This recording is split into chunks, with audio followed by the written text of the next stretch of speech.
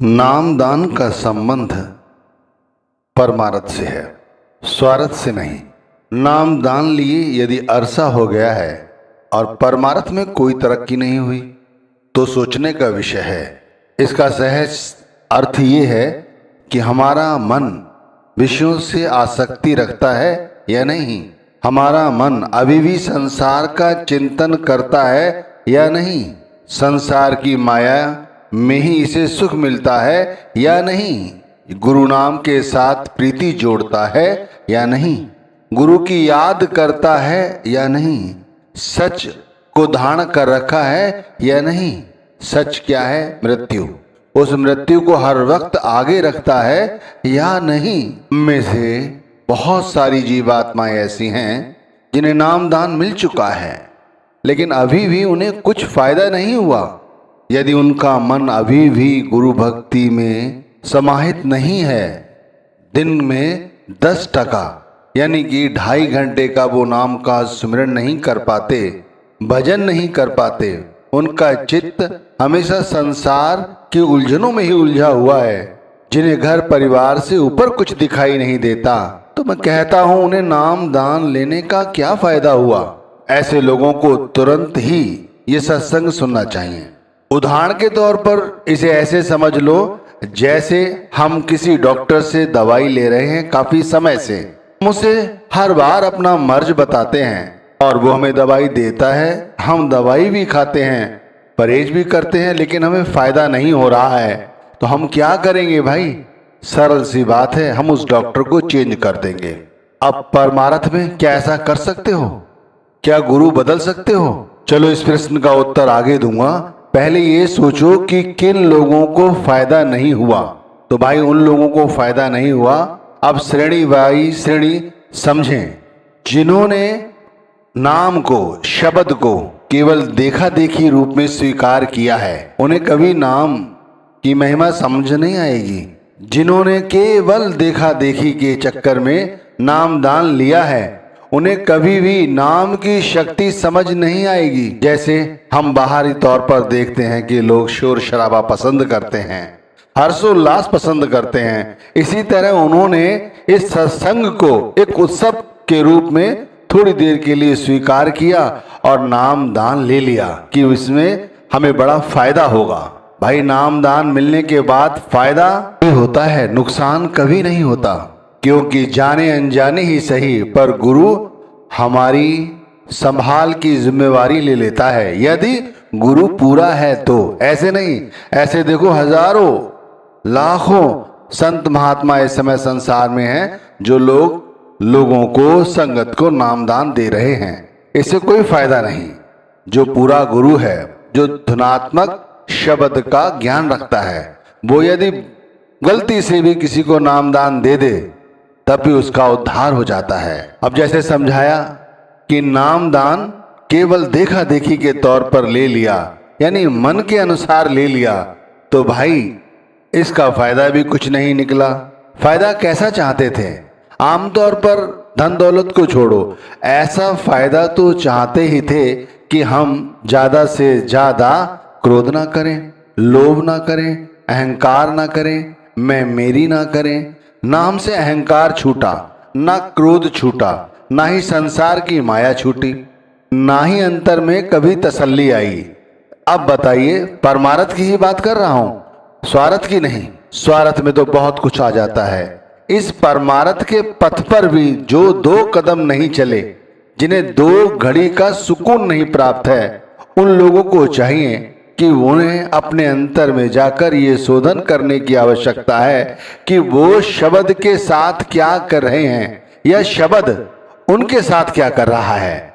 शब्द क्या कर रहा है, इसे ऐसे समझें जैसे हम नाम का सुबह सुमिरन करने बैठते हैं या चलते फिरते नाम का सुमिरन करते हैं, या अन्य तरह से, किसी अन्य तरह से, जैसे रात को लोग सोते हैं उस समय भी नाम जपते जपते सो जाते हैं। अब यहाँ तीनों चारों बातों को ऐसे समझे जैसे हम सुबह नाम का सुमिरन करने बैठते हैं और नाम जपते जपते थोड़ी देर में हमारा मन जो है विषयों का चिंतन करने लगता है, बहिर्मुखी हो जाता है। तो ऐसा क्यों होता है? अब ये समझिए ऐसा क्यों होता है क्योंकि अभी तक संसार की आसक्ति हमारी आत्मा और मन के साथ जुड़ी हुई है। क्योंकि शब्द धुनात्मक है, शब्द में वो ताकत है कि वो इन आसक्तियों और विषयों का चिंतन ना करे। गुरु के स्वरूप का ध्यान रखकर आज्ञा चक्र की ओर, कहते हैं सुषुम्ना नाड़ी की ओर प्रशस्त करे, यानी आगे बढ़े, यानी ऊपर की ओर उठे। लेकिन ऐसा नहीं होता।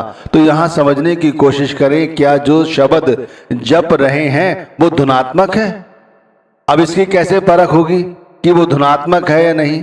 यदि नाम वाकई में सही तरह से जपते हो और फिर भी हमें कुछ अनुभव नहीं होते, ऐसे अनुभव ऐसे माना हम दुकानदारी करते हैं या कोई नौकरी करते हैं या कहीं रास्ते में जा रहे हैं, कोई हम गलत व्यवहार कर रहे हैं, हमारा अंतर में कोई ऐसी शक्ति है जो हमारा हाथ रोकती है, हमें समझाती है, चेतना देती है कि ये गलत कार्य ना करो।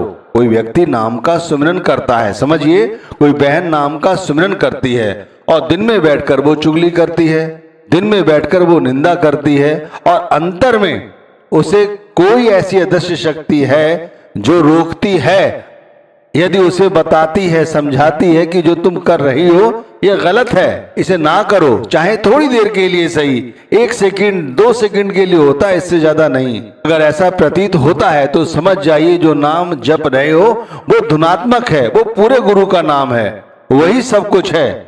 और यदि ऐसा प्रतीत नहीं होता, कोई शक्ति नहीं रोकती, तो समझ जाइए कि वो नाम धुनात्मक नहीं है, वो वर्णात्मक नाम ही है जो जप रहे हो। इसीलिए जब कोई बुरा कार्य करते हो तब हमें कोई भी अदृश्य शक्ति नहीं रोकती, मन में कोई ऐसा विचार नहीं आता कि ये काम ना करें, इसे करने से हमारी भक्ति क्षीण होगी, संसार में हमारी ख्याति जाएगी, हमें अपलक्ष्य लग सकता है, हमारे कर्मों का बोझ बढ़ेगा। ये समझ जाइए जिस दिन नाम मिलता है उसी दिन से शब्द हमारी संभाल करने लग जाता है। यदि हम सब शब्द का घड़ी 2 घड़ी भी चिंतन करते हैं, यानी नाम जपते हैं, तब भी ध्यान रखिए पूरा शब्द यानी धुनात्मक शब्द हमें अदृश्य रूप से ये चेताता रहता है कि ये ना करो, ये ना करो, ये ना करो, और गुरु की याद दिलाता है, गुरु के स्वरूप की याद दिलाता है, गुरु ने जो काम सौंपा है वो याद दिलाता है, और व्यक्ति करता चला जाता है। वैसे बहुत सारे लोग ऐसे भी हैं जो नामदान इसलिए लिया था उन्होंने कि वो सोचते हैं कि उनका स्वार्थ सिद्ध होगा, जैसे उनका कारोबार बढ़ जाएगा, नौकरी अच्छी चलेगी, घर में बच्चे हो जाएंगे, बच्चे अच्छे बन जाएंगे। ये सब हमारे कर्मों का प्रारब्ध है, इस तरफ ध्यान ना दें। अगर ऐसी आसक्ति लेकर किसी ने नामदान लिया है तो वो जाने और उसका काम, ऐसा काम सिर्फ हमारे कर्मों का प्रारब्ध है, ये समझ जाइए। हमारी जो किस्मत में है वो हमें मिलेगा, वो हमसे कोई नहीं छीन सकता। संसार की कोई ऐसी शक्ति नहीं है जो उसे छीन ले, और जो हमारी किस्मत में नहीं है वो हमें कोई दे नहीं सकता। और ये बात सभी लोग जानते हैं, लेकिन इस बात को मानता कोई कोई है। अब आप समझिए कि बहुत सारे ऐसे लोग हैं हम में से ही जिन्हें नामदान मिला है, और उन्होंने किस तरह से अपने आप को उस नाम के अंकुश के साथ जोड़ा हुआ है, और मन देखो किसी भी तरह से उनका अहित नहीं कर पाता। नाम जपने बैठते हैं तब चित्त में नाम का सिमरन चलता रहता है, जब ध्यान करने बैठते तो ध्यान में गुरु का स्वरूप आता चला जाता है, गुरु का स्वरूप सूक्ष्म स्वरूप में परिवर्तित होता चला जाता है। जब भजन करने बैठते हैं तब ये सूक्ष्म स्वरूप शब्द की धुन के रूप में प्रकट हो जाता है। जब शब्द धुन के साथ जुड़ जाते हैं तब ये शब्द धुन शब्द के प्रकाश के रूप में प्रकट हो जाता है। इस तरह से जीते जी मरने का व्यक्ति अभ्यास कर लेता है, और बड़ा सहज है, सरल है, हर व्यक्ति कर सकता है, कोई खर्चा नहीं है, कहीं बाहर जाने की आवश्यकता नहीं है, और बड़ी सरलता से लोग कर रहे हैं। अब ये है धुनात्मक शब्द की शक्ति।